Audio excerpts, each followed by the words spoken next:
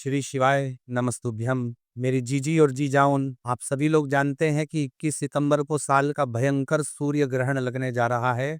हमारी गर्भवती माता बहनों के मन में इस सूर्य ग्रहण को लेकर बहुत ज़्यादा डर की भावना है कि क्या यह सूर्य ग्रहण हमारे भारत में दिखाई देगा और इसका सूतक काल कब से शुरू हो जाएगा, और इस सूर्य ग्रहण में हमें किन बातों की सावधानियां रखनी है, सभी जानकारी हम आपको इस अद्भुत वीडियो में देने वाले हैं।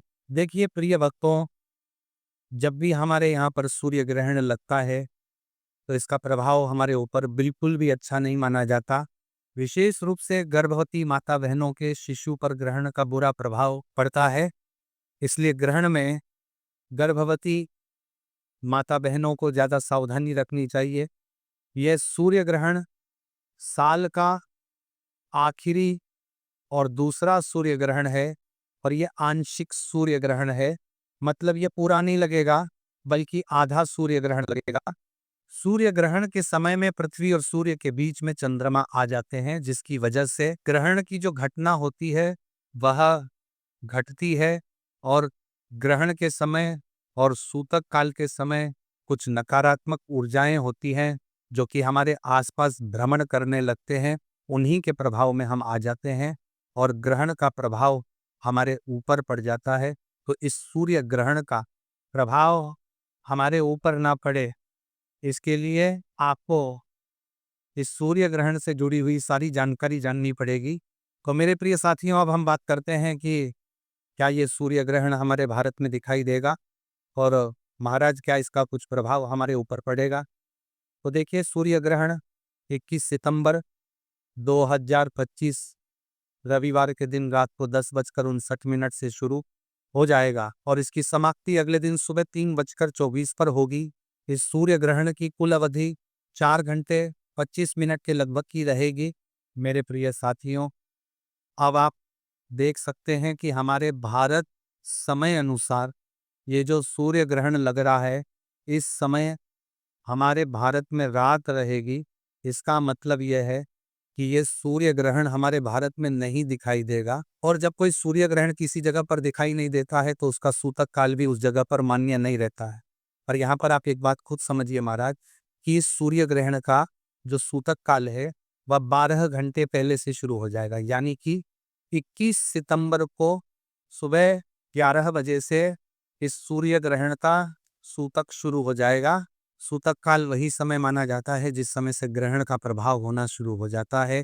तो रात्रि में ग्रहण के समय भले सूर्य ग्रहण हमारे यहाँ पर ना दिख रहा हो, पर जो सूतक का समय सुबह 11 बजे से शुरू हो जाएगा, उस समय वह सूर्य देव हमारे भारत में ही दिखाई देंगे।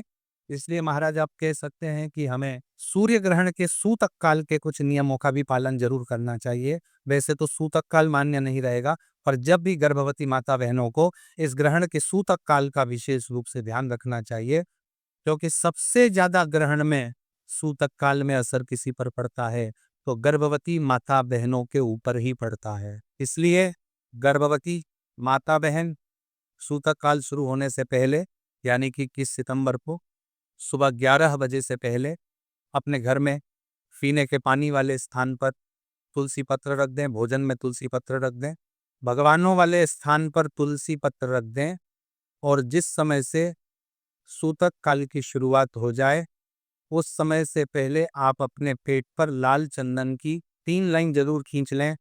इससे ग्रहण का कोई भी प्रभाव आपके बच्चे के ऊपर नहीं पड़ेगा। और मेरी जीजी, सूतक काल में गर्भवती माताएं बहनें कैंची, छुरी, धारदार चीज का प्रयोग ना करें या सिलाई भी ना करें, नाखून भी ना काटे और बाल भी ना काटे। अगर सूतक के समय गर्भवती माताएं बहनें इनमें से कोई भी कार्य करेगी तो इससे उनके ऊपर, उनके बच्चे के ऊपर भी प्रभाव पड़ेगा। सूतक काल के समय में आप सभी लोग खाना खा सकते हैं, खाना बना भी सकते हैं, बस छुरी का इस्तेमाल आपको नहीं करना है। ये नियम सबके लिए है।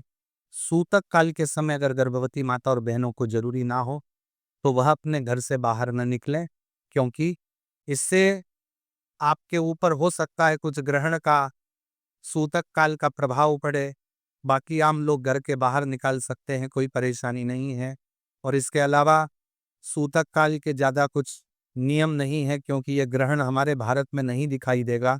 देखिए महाराज, भले आपने सूतक काल के नियमों का पालन किसी कारण से न किया हो, पर जिस समय पर सूर्य ग्रहण लग रहा है उस समय पर आप जरूर विशेष नियमों का पालन करें। और यह पालन गर्भवती माता बहनों को और सबको करना चाहिए, क्योंकि भले यह सूर्य ग्रहण भारत में ना दिखाई दे, इस समय भारत में रात हो, पर ग्रहण तो हमारी पृथ्वी के किसी किसी हिस्से में तो लग रहा है ना, तो इसलिए उसका कुछ प्रभाव हमारे ऊपर ना हो। इस वजह से आपको नियमों का पालन करना चाहिए।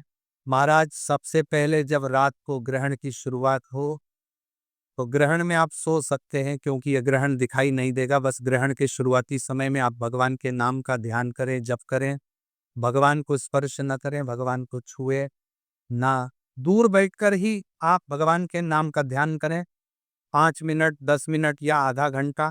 उसके बाद आप सो सकते हैं। ये कार्य गर्भवती माता को जरूर करना है, और ग्रहण के समय आपको भोजन भूल से भी नहीं करना है। और महाराज, इस समय आप बाथरूम जा सकते हैं, पानी भी पी सकते हैं, इसमें कोई परेशानी नहीं है। और विशेष रूप से ग्रहण के समय, भले रात का समय हो, इस समय आपके घर के सभी सदस्य घर के अंदर आ जाने चाहिए। और ग्रहण की शुरुआती से समाप्ति के बीच में आप अपने घर से बाहर ना निकले। विशेष रूप से गर्भवती माता बहनें इस चीज का ध्यान रखें।